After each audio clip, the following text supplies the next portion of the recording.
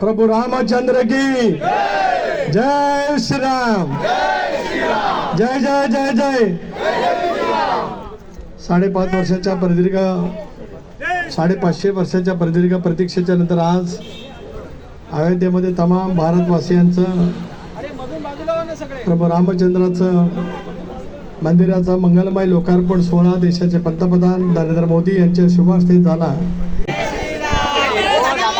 या ठिकाणी अयोध्या येथे आज राम जन्मभूमीमध्ये श्री रामाचं मंदिर या ठिकाणी झालेलं आहे।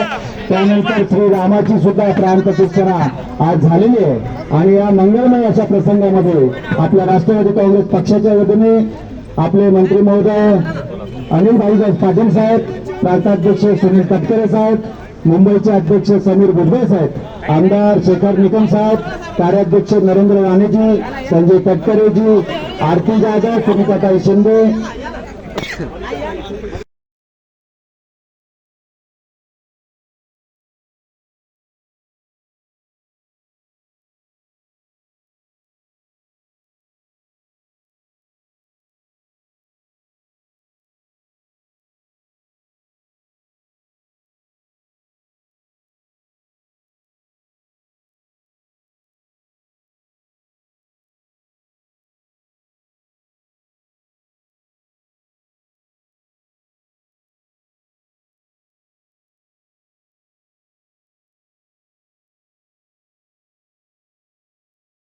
आपण या ठिकाणी सर्व रामभक्तांना संबोधित करायचं आणि त्यानंतरच प्रसादाचं वाटप आपण करणार आहोत।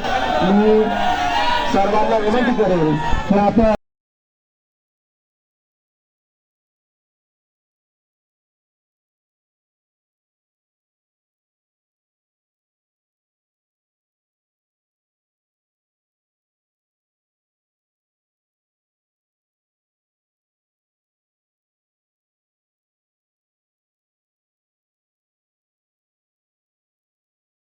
सर्वांनी चप्पल खाली ठेवायचं। Sorry sir.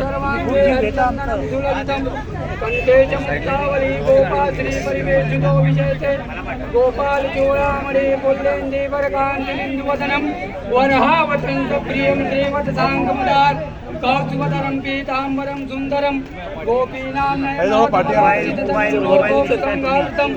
गोविन्दं कलमेणुवादन परं दिव्याङ्गभूषणं भजे यं ब्रह्मा वरुणेन्द्ररुद्रमरुतः स्तुवन्ति दिव्यैस्तवैर्वेदैः शाङ्गपदक्रमोपनिषदर् गायन्ति यमसामगः ध्यानावस्थित तद्गतेन मनसा पश्यन्ति यं योगिनो यस्यन्तं न विदो सुरासुरगणा देवाय तस्मै नमः।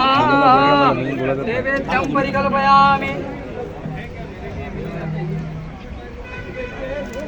ओम मालादीनि सुगन्धीनि मालत्यादिनेव प्रभो मय्यतानि फूलपुष्पाणि ग्रहाण परमेश्वर फूलपुष्पं समर्पयामि। सिया रामचंद्र की जय, जय श्री राम, जय श्री राम, जय श्री राम,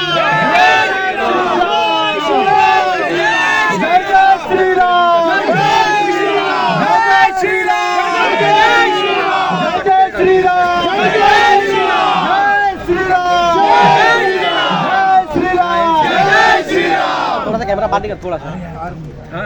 आता आपण घेणार आहोत प्रभू रामचंद्राची। तेव्हा सर्वांनी आरतीसाठी आपापल्या जागेवरती हात जोडून आपण सर्वांनी उभे राहायचं। आरतीला सुरुवात करत आहोत। या ठिकाणी मी देशभरातील सर्व राम भक्तांच्यासाठी एक अलौकिक मंगलमय असा क्षण 550 वर्षाच्या प्रदीर्घ कालावधीच्या नंतर आज घडला। देशाचे पंतप्रधान नरेंद्र मोदी यांच्या शुभ हस्ते प्रभू रामचंद्राचं अयोध्येतील मंदिर आज संबंध देशवासियांसाठी जगभरातील रामप्रेमीसाठी समर्थ लोकार्पित त्या ठिकाणी झालं। आमच्या सर्वांच्याच मनामध्ये खूपसा आनंद आहे, भावनाही आहेत आणि ही संबंध महाराष्ट्राची देशाची एक परंपरा रामायण महाभारत ही संबंध देशाच्या जाणून घेण्याच्या दृष्टिकोनातून किती महत्त्वपूर्ण आहे हे प्रत्येक भारतवासी या ठिकाणी अनुभवतो आहे. आजचा मंगलमय क्षणाचे आपण सर्वजण साक्षीदार आहोत. याचा आम्हाला सर्वांनाच कळणार अभिमान आहेच. आज आजच्या या दिनाच्या निमित्ताने प्रदेश राष्ट्रवादी काँग्रेस पक्षाचा अध्यक्ष म्हणून संबंध देशवासियांना माझ्या मनपूर्वक हार्दिक शुभेच्छा. 22 तारखेला यापुढे दरवर्षी तुम्ही असा कार्यक्रम करणार असेल का या संदर्भात? नक्कीच आम्ही ठरवू, कारण आजचा हा दिवस मी म्हटलं तसं आपल्या देशभरामध्ये कृष्ण जन्म साजरा केला जातो, रामनवमी साजरी केली जाते, हनुमान जयंती साजरी केली जात असते, दत्त जयंती साजरी केली जात असते, गणेश जयंती साजरी केली जात असते. आजचा क्षणसुद्धा त्याच पद्धतीचा आम्हा सर्वांच्यासाठी आहे आणि म्हणूनच आजचा दिवस दरवर्षी साजरा आम्ही नक्कीच त्या ठिकाणी करतो. प्रभू श्रीराम सत्याचं प्रतीक होते. उद्यापासून तुमची सुद्धा पात्राची सुनावणी सुरू होणार आहे. सत्य नक्की कोणाच्या बाजूने उभं राहणार? हे आजचा क्षण अतिशय मंगलमय आहे, अलौकिक असा क्षण आहे. अशा वेळेला मी कुठलेही राजकीय भाष्य या ठिकाणी करू इच्छित नाही.